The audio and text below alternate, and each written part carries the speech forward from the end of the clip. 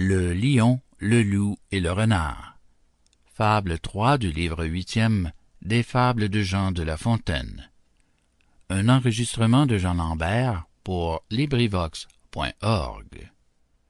Le lion, le loup et le renard.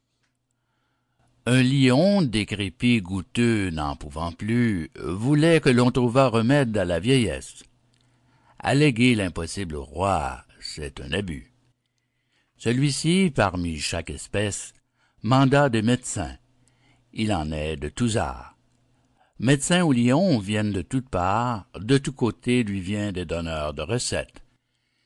Dans les visites qui sont faites, le renard se dispense et se tient clos et coi. Le loup en fait sa cour, d'aube au coucher du roi, son camarade absent. Le prince, tout à l'heure, veut qu'on aille enfumer renard dans sa demeure, qu'on le fasse venir. Il vient, est présenté, et sachant que le loup lui faisait cette affaire, « Je crains, sire, dit-il, qu'un rapport peu sincère ne m'ait à mépris imputé d'avoir différé cet hommage. Mais j'étais en pèlerinage, et m'acquittais d'un vœu fait pour votre santé. Même, j'ai vu dans mon voyage gens experts et savants. Leur ai dit la langueur dont votre majesté craint à bon droit la suite.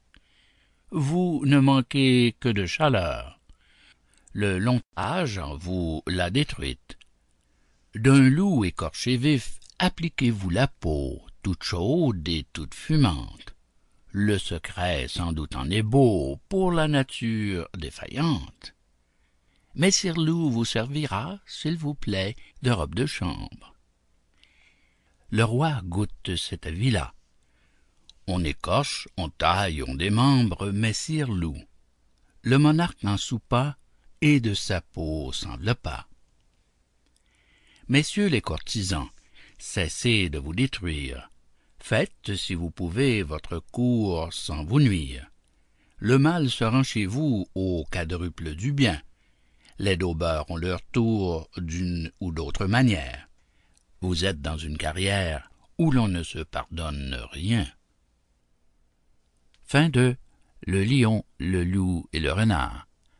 Fable 3 du livre 8e des Fables de La Fontaine. Cet enregistrement appartient au domaine public.